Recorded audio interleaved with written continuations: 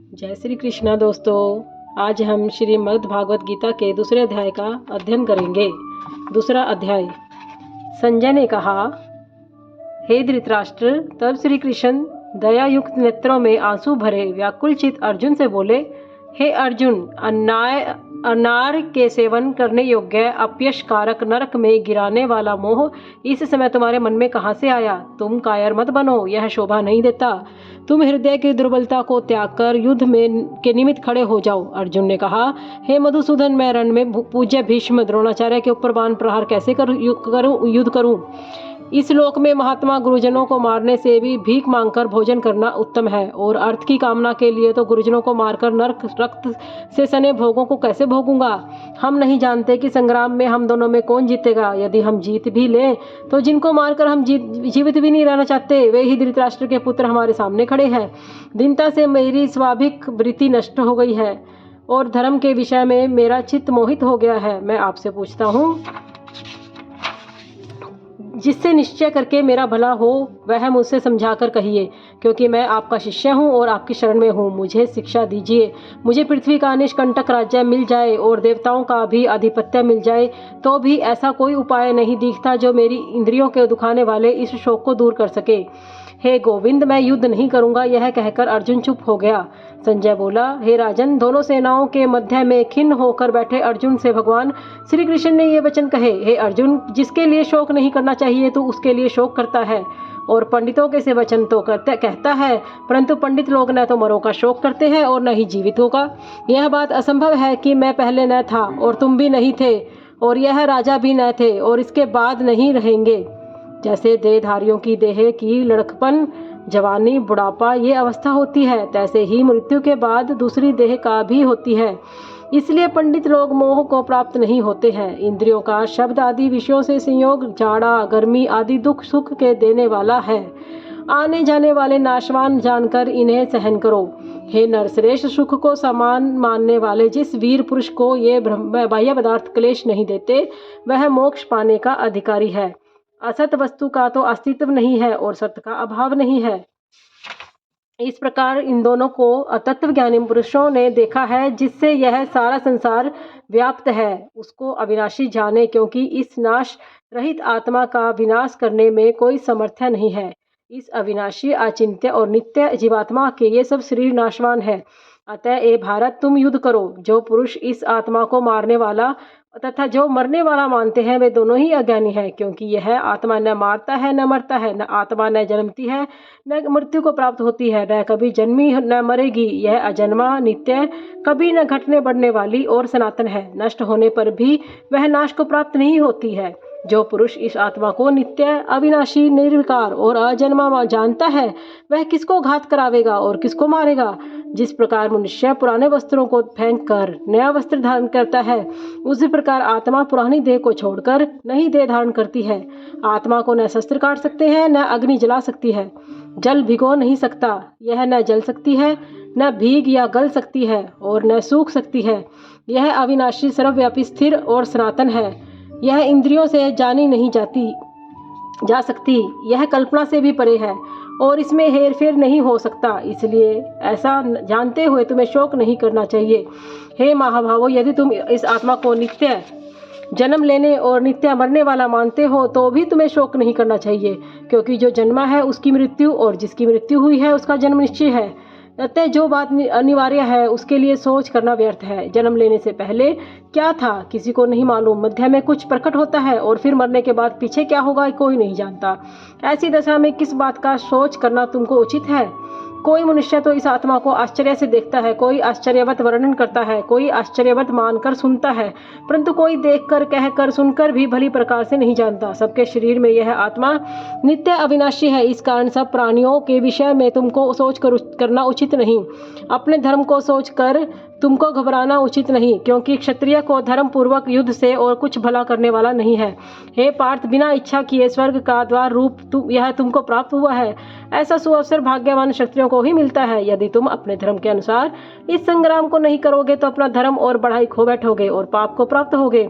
सब लोग सदा तुम्हारी अपकीर्ति करेंगे और प्रतिष्ठा करने वाले पुरुषों के लिए अपयश का होना मृत्यु से भी बढ़कर है। यह महारथी समझेंगे कि अर्जुन डरकर संग्राम से हट गया और अब तक जो लोग तुम्हारा मान करते थे वे अपयश करने लगेंगे। शत्रु लोग तुम्हारे पराक्रम की निंदा करते हुए अनेक प्रकार से दुर्वचन कहेंगे। इससे बढ़कर दुख तुमको क्या होगा? यदि तुम युद्ध में नष्ट हो गए तो तुम्हारे शत्रु लोग तुम्हारे पराक्रम की निंदा करते हुए अनेक प्रकार के दुर्वचन कहें। इससे बढ़कर दुख तुमको क्या होगा? यदि तुम युद्ध में नष्ट हो गए तो स्वर्ग के भागी हो गए और जीतने पर सब पृथ्वी तल पर राज्य करोगे। इसलिए युद्ध के निमित्त दृढ़ प्रज्ञा होकर खड़े हो जाओ। सुख दुख, लाभ हानि, जय पराजय, इन सबको समान समझकर युद्ध के लिए तैयार हो। ऐसा करने से तुम पाप को प्राप्त ना होगे। हे पार्थ, यह ज्ञान उपदेश ज्ञान योग के विषय में तुमसे कहा गया। अब निष्काम कर्म योग के विषय में सुनो, जिस ज्ञान को पाकर कर्म बंधन से तेरी मुक्ति होगी। कर्म योग मार्ग में एक बार प्रारंभ किए गए कर्म का नाश नहीं होता और विघ्न पड़ने पर भी शुभ फल प्राप्त होता है। इस कर्म का केवल प्रारंभ ही संसार के भय से छुड़ाकर पूर्ण ब्रह्म को प्राप्त कराता है।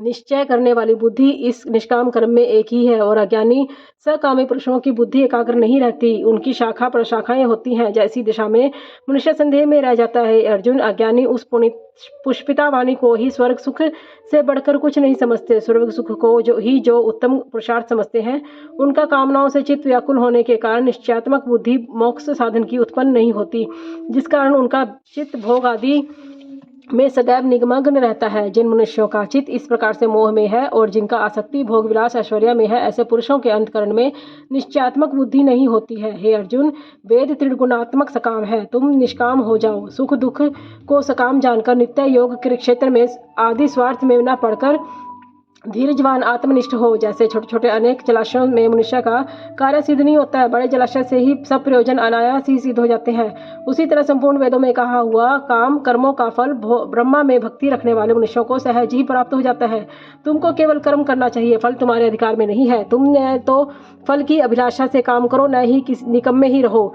फल की आशा त्याग कर कार्य की सफलता को समान मानकर तुम योग्यस्थ होकर कर्म करो। यही कर्म ज्ञान योग है। इस बुद्धि योग से अन्य कर्म अत्यंतहीन है। इसलिए तुम बुद्धि योग का आश्रय ग्रहण करो। फल की इच्छा रखने वाले निकृष्ट होते हैं। निष्काम कर्म करने वाला पुरुष ईश्वर की कृपा से इसी संसार से सुकृत और दुष्कृत इन दोनों का ही त्याग कर देता है।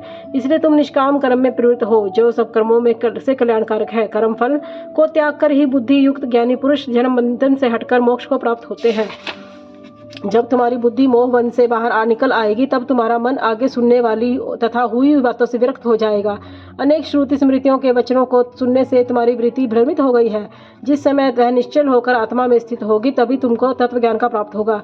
अर्जुन ने पूछा, है केशव, आत्मा स्वरूप में स्थिर बुद्धि वाला किनको कहा गया है? उनके लक्षण को क्या है? वह कैसे बोलता है, कैसे बैठता है, कैसे चलता है? श्री कृष्ण बोले, हे अर्जुन, जो महापुरुष मन की सब कामनाओं को त्याग देता है और अपने आप में ही प्रसन्न रहता है, उसको निश्चल बुद्धि कहते हैं। दुख में जिसके मन में खेद नहीं होता, सुख में जिसके मन में आसक्ति नहीं आती, प्रीति भय और क्रोध जिसके जाते रहते हैं, वे महात्मा स्थिर बुद्धि वाला मुनि कहलाता है। जो स्वरत्व से नहीं करता है, जो शुभ पदार्थ होने से हर्ष नहीं करता, अशुभ के अप्रसन्न नहीं होता, उसी को स्थिर बुद्धि जाना चाहिए। और जैसे कछुआ अपने अंगों को सिकोड़ कर लेता है, उसी तरह जो पुरुष अपनी इंद्रियों को विषयों से हटाता है, उसकी बुद्धि स्थिर जाननी चाहिए। निराहारी पुरुष के विषय में घट जाते हैं, परंतु विषयों में उसकी चाह बनी रहती है। ब्रह्मा का अनुभव होने पर चाह भी घट जाती है। अर्जुन, मोक्ष का प्रयत्न करने वाले विद्वान व्यक्ति को भी प्रबल इंद्रियां बलात्कार से उसके मन को जीत लेती हैं। इसलिए इन सब इंद्रियों को विषयों को रोककर मेरे विषय में तत्पर हो जाओ। जिससे इंद्रियों को वश में कर लिया, उसी की बुद्धि निश्चल है। जो पुरुष विषयों को ध्यान में रखता है, उससे प्रीति उसकी हो जाती है। प्रीति होने पर कामना होती है, इच्छा के न पूर्ण होने पर क्रोध की उत्पत्ति होती है। क्रोध से अविवेक होता है, अविवेक से स्मरण शक्ति नष्ट हो जाती है, स्मरण शक्ति नष्ट होने से बुद्धि का क्षय होता है। जिसकी बुद्धि का नाश हुआ, वह विनाश को प्राप्त होता है। जो पुरुष राग द्वेष से रहित हो अपने वश में की हुई इंद्रियों के विषय का सुख अनुभव करता है, वह शांति को प्राप्त होता है। शांति मिलने पर सब दुखों का नाश हो जाता है। प्रसन्नचित्त रहने वाले की बुद्धि तुरंत निश्चल हो जाती है। जो पुरुष योग युक्त नहीं है, उसकी निश्चल बुद्धि उत्पन्न नहीं होती। ईश्वर में भावना नहीं होती, भावना के न होने से शांति नहीं होती, अशांत को सुख कैसे मिलेगा।